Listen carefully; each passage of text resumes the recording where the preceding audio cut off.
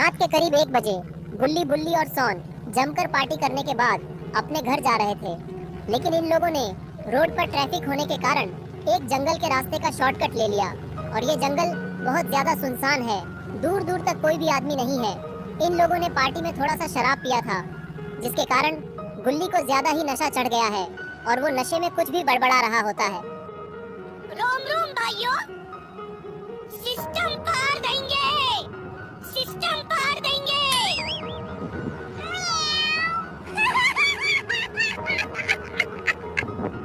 तभी गुल्ली बुल्ली से कहता है, बुल्ली गाड़ी इतनी धीरे क्यों चला रहे हो? सामने ट्रैफिक है क्या, या फिर तुम्हारे अंदर दम नहीं है तेज भगाने का? क्यों डर गए हो तेज भगाने से? ये सुनकर बुल्ली को गुस्सा आ गया और बस फिर क्या था, वो गाड़ी को सल्लू भाई की तरह भगाने लगता है, यानी कि फुल स्पीड में चलाने लगता है। और अब इन लोगों की गाड़ी हवा से बातें कर रही होती है। लेकिन शॉन को ये सब देखकर बहुत ही ज्यादा डर लग रहा होता है और फिर वो बुल्ली से बोला, बुल्ली गाड़ी थोड़ा धीरे चलाओ, मुझे डर लग रहा है। एक तो ये जंगल पहले से ही काफी सुनसान है और तुम इतनी तेज गाड़ी चला रहे हो, कहीं हमारा एक्सीडेंट वगैरह हो गया तो फिर हमें यहीं जंगल में रात गुजारनी पड़ जाएगी। और यहाँ आसपास कोई घर भी नहीं दिख रहा, तो मुझे लगता नहीं है कि यहाँ कोई रात गुजारने लायक जगह है, इसलिए गाड़ी थोड़ा धीरे चलाओ। वैसे भी सामने का नज़ारा ठीक से दिखाई नहीं दे रहा है। ये सुनकर बुल्ली बोला, शॉन तुम बहुत ज्यादा डरपोक हो, तुम्हें इतना डरने की कोई जरूरत नहीं है। जब बुल्ली हो साथ तो डरने की क्या बात। अभी देखो मैं कैसे गाड़ी फुल स्पीड में भगाकर आधे घंटे में तुम्हें घर पहुंचा देता हूं। ये सुनकर शॉन बोलता है, बुल्ली ठीक है, मैं तुम्हें लास्ट वाली वार्निंग दे रहा हूं, चुपचाप गाड़ी स्लो कर दो वरना हमारे लिए दिक्कत हो जाएगी। लेकिन बुल्ली शॉन की बात नहीं मानता और वो गाड़ी की स्पीड बढ़ाते ही जा रहा होता है। लेकिन शायद इन लोगों को सामने दिखाई नहीं दे रहा है कि सामने सड़क पर ढेर सारा सामान पड़ा हुआ है और सड़क के ठीक बगल में एक सुनसान घर भी है। शायद इस घर में कोई रहता भी नहीं है। और फिर जिसका डर था वही हुआ। बुल्ली 150 की स्पीड में गाड़ी भगा रहा था, जिसकी वजह से उससे गाड़ी नहीं संभलती और फिर इन लोगों की कार पोल में जाकर भिड़ती है और भिड़ने के कारण पीछे से सॉन उछलकर डिवाइडर पर जाकर मुंह के बल गिरता है, जिससे उसका मुंह लाल हो जाता है और उसकी पॉटी भी निकल जाती है। लेकिन शॉन उठ क्यों नहीं रहा? कहीं ये बेहोश तो नहीं हो गया? यही देखने के लिए बुल्ली और बुल्ली जीप से नीचे उतरते हैं और दोनों शॉन के पास जाने लगे। शॉन के पास आकर बुल्ली शॉन को देखने लगा और बोलने लगा, शॉन क्या हुआ, कहीं तुम्हें ज्यादा चोट तो नहीं लगी? लेकिन शॉन बुल्ली की बातों का कोई भी रिएक्शन नहीं देता। शायद ये बेहोश हो गया है। यही सोचकर बुल्ली शॉन को उठाने के लिए उसकी तरफ अपना हाथ बढ़ाता है। लेकिन तभी जैसे ही बुल्ली शॉन को हाथ लगाता है वैसे ही शॉन उठ जाता है और बुल्ली को स्मैक लगा देता है, जिससे बुल्ली जीप के ऊपर जाकर गिरता है, जिससे उसका पिछवाड़ा लाल हो जाता है। और फिर शॉन नीचे उतरकर बुल्ली से बोला, बुल्ली तुम्हारे गाड़ी तेज चलाने की वजह से हमारा एक्सीडेंट हो गया। मैं तुमसे कब से बोल रहा था कि गाड़ी को थोड़ा धीरे चलाओ वरना एक्सीडेंट हो जाएगा, लेकिन तुमने मेरी बात नहीं सुनी और एक्सीडेंट करा दिया। अभी 2 दिन पहले ही मैंने गाड़ी की सर्विसिंग कराई थी और आज तुमने गाड़ी ही ठोक दी। अब इसकी दोबारा सर्विसिंग करानी होगी, जिसके पैसे मैं नहीं देने वाला। इस बार पैसे तुम्हें अपने जेब से देने पड़ेंगे बुल्ली, मैं 1 रुपया भी नहीं दूंगा। ये सुनकर बुल्ली बोला, शॉन पैसे तो तुम्हें ही देने पड़ेंगे क्योंकि इस सब में मेरी कोई गलती नहीं है, सारी गलती तो तुम्हारी है। तुम मुझे गाड़ी चलाते वक्त पीछे से बोल बोल कर मेरा ध्यान भटका रहे थे, जिसके कारण मुझे ये पोल दिखाई नहीं दिया और मैं सही वक्त पर ब्रेक नहीं मार पाया और जिसकी वजह से हमारा नहीं बल्कि तुम्हारा और जीप का एक्सीडेंट हो गया। और अब तुम्हारी गलती के कारण जीप भी खराब हो चुकी है। जरा देखो इसे कितनी खराब हालत है इसकी, और इस हालत में ये स्टार्ट भी नहीं होने वाली, जिसकी वजह से हमें यहीं इसी सुनसान जंगल में रात गुजारनी पड़ेगी। ये सब सुनकर शॉन बोला, तो अब हम क्या करेंगे बुल्ली? अब तो जो होना था वो हो चुका है, अब हमें जंगल में ही रात बितानी होगी। ये साइड में जो घर है शायद इसमें रात बिताई जा सकती है। बुल्ली बोला, हाँ शॉन मुझे भी यही लगता है, तुम लोग यही रुको, मैं उस घर में देख कर आता हूँ कि अंदर रात बिताने लायक जगह है भी या नहीं। इतना बोलकर बुल्ली उस घर की तरफ जाने लगता है। घर के पास आते ही बुल्ली सीढ़ियों से ऊपर जाने लगता है। ऊपर आते ही वो अंदर देखने लगा। बुल्ली ने देखा कि ये ऊपर का कमरा तो रात बिताने के लिए बिल्कुल सही जगह है, क्योंकि इस कमरे में ज्यादा सामान भी नहीं फैला हुआ है और एक बिस्तर भी पड़ा हुआ है। लेकिन इन लोगों को इस बात का अंदाजा भी नहीं होगा कि आगे उनके साथ क्या होने वाला है, क्योंकि यहाँ पर एक बंद पड़ी पुरानी बस खड़ी है और इस बस के अंदर से कोई इन तीनों को देख रहा है। लेकिन ये कौन हो सकता है? दोस्तों अगर आपको पता है कि ये कौन है तो मुझे कमेंट में जरूर बताएं। जिसके कमेंट पर सबसे ज्यादा लाइक आएगा उसे नेक्स्ट वीडियो में शाउट आउट दिया जाएगा। और तभी देखते ही देखते उस बस के 4 बड़े बड़े ज़ॉम्बी जैसे पैर निकल गए। शायद ये कोई श्रापित ज़ॉम्बी बस है, जिसकी वजह से इसमें ज़ॉम्बी जैसे पैर निकले हुए हैं। और ये चीज़ होते हुए बुल्ली ऊपर से देख लेता है और ये देखते ही बुल्ली और शॉन से कहता है कि गुल्ली और शॉन जरा उधर देखो वो क्या है। वो बस देखने में तो बहुत भयानक लग रही है। ये सुनकर गुल्ली और शॉन भी उस बस की तरफ देखने लगे और उस बस को देखकर दोनों के होश उड़ जाते हैं। और तभी अचानक से वो बस गुल्ली और शॉन की तरफ बढ़ने लगती है।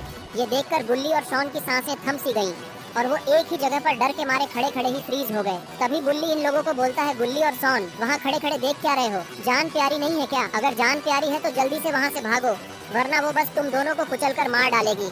ये सुनकर गुल्ली और शॉन को होश आता है और दोनों भागने लगते हैं। दोनों भागते भागते घर के पीछे आ जाते हैं, लेकिन तभी ये क्या हुआ? ये दोनों रुक क्यों गए? अरे ये क्या? ये तो चुड़ैल है, लेकिन ये यहाँ पर कैसे आ गई? और तभी चुड़ैल ने गुल्ली को धक्का दे दिया, जिसके कारण गुल्ली फेंस से जाकर भिड़ा और बेहोश हो गया। ये देखकर शॉन को गुस्सा आ गया और बस फिर क्या था, शॉन ने नाव देखा न था और सीधे चुड़ैल पर ड्रम फेंक दिया, जिससे चुड़ैल वहीं ढेर हो जाती है। चुड़ैल का काम तमाम करने के बाद शॉन गुल्ली के पास जाता है और उसे घसीटकर पत्थर के पीछे ले जाता है और पेड़ के सहारे बैठा देता है। और इधर वो बस गुल्ली के पास आने लगती है। बस को पास आता देखकर गुल्ली घबरा जाता है और पीछे की तरफ भागता है। शॉन पत्थर के पीछे से गुल्ली को देखने जाता है और वो देखता है कि बस घर के एकदम पास आ चुकी है। ये देखकर शॉन काफी ज्यादा डर जाता है और तभी बस अपना एक हाथ घर पर मारती है, जिसकी वजह से वो घर टूट जाता है और गुल्ली गिरकर बेहोश हो जाता है। ये देखकर शॉन को समझ नहीं आ रहा होता है कि अब वो गुल्ली को बचाए कैसे। और तभी गुल्ली को भी होश आ जाता है और वो उठकर खड़ा हो जाता है और वो समझने की कोशिश करने लगता है कि उसके साथ हुआ क्या। और तभी उसे शॉन दिखाई देता है। वो शॉन के पास जाकर उससे पूछता है कि मैं यहाँ पर कैसे आ गया था और मैं बेहोश कैसे हो गया था। शॉन उसको बताता है कि चुड़ैल ने तुम पर हमला कर दिया था, जिसके वजह से तुम बेहोश हो गए थे। ये देखकर मुझे गुस्सा आ गया, फिर मैंने चुड़ैल का गेम बजा डाला और फिर मैं तुम्हें यहाँ पर लेकर आ गया। फिर गुल्ली पूछता है कि बुल्ली कहाँ पर है, वो दिखाई क्यों नहीं दे रहा, कहीं वो किसी मुसीबत में तो नहीं। शॉन बोला, वो बस ने अपना हाथ उस घर पर मारा, जिसकी वजह से वो घर टूट गया और बुल्ली ऊपर से नीचे गिर गया और अभी वो वहाँ बेहोश पड़ा है। और तभी वो बस अचानक से नीचे आ जाती है और उसके बड़े बड़े हाथ अचानक से गायब हो जाते हैं। और इसके बाद उस बस से कोई उतरता है। अरे ये क्या, ये तो बाबा हैं, लेकिन ये यहाँ इस बस में क्या कर रहे थे?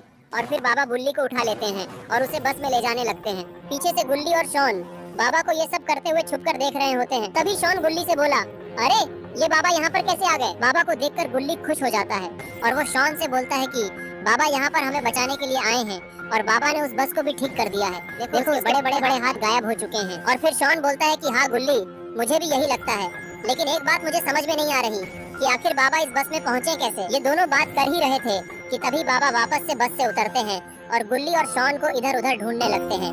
उन दोनों को ढूंढते हुए वो घर के पीछे जाने लगते हैं, क्योंकि बाबा ने उन्हें आखिरी बार घर के पीछे जाते हुए देखा था। तभी गुल्ली और शॉन बस की तरफ भागते हैं और बस के अंदर जाने लगते हैं गुल्ली को देखने के लिए। और इधर अंदर गुल्ली को भी होश आ जाता है, वो भी उठकर खड़ा हो जाता है। फिर गुल्ली और शॉन अंदर आ जाते हैं और गुल्ली बोला, बुल्ली तुम्हें हम याद तो है ना? गुल्ली बोला, हाँ, भला मैं तुम दोनों को क्यों भूलूंगा, मुझे कुछ हुआ थोड़ी है, बस मुझे ये बताओ कि मैं इस बस में कैसे आ गया। गुल्ली बोला, तुम्हें यहाँ लाने वाले बाबा हैं, उन्होंने ही तुम्हें बचाकर बस में लाया है और उन्होंने इस बस को भी ठीक कर दिया है। अब डरने वाली कोई बात नहीं है, अब हम लोग सेफ हैं। ये लोग बात कर ही रहे थे कि तभी बाबा वापस बस में आ जाते हैं। इसके बाद बाबा, गुल्ली, बुल्ली और शॉन चारों बस में बैठकर जा रहे होते हैं।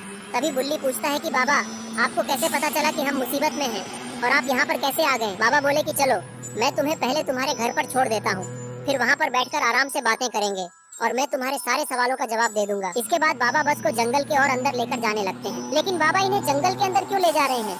गुल्ली बुल्ली का घर तो दूसरी तरफ है और ये लोग जिस रास्ते से आए थे, बाबा तो उन्हें दोबारा उसी रास्ते से ले जा रहे हैं, पर ऐसा क्यों है?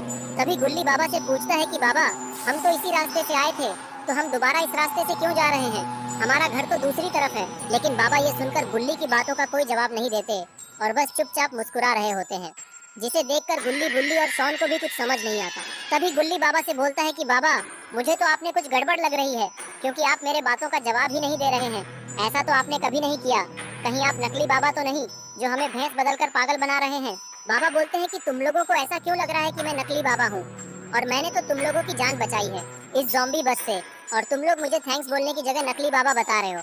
और अगर तुम्हें ऐसा ही लगता है तो ठीक है, अभी तुम लोग देखो कि मैं क्या करता हूँ। बाबा के इतना बोलते ही उस बस से ज़ॉम्बी वाले पैर वापस निकल जाते हैं और फिर बाबा बोलते हैं कि हाँ, तुम लोगों ने सही समझा, मैं नकली बाबा ही हूँ और मैंने तुम लोगों को बेवकूफ़ बनाकर अपने जाल में फंसा लिया है और अब मैं तुम लोगों को सुनसान जंगल में मारने के लिए ले जा रहा हूँ।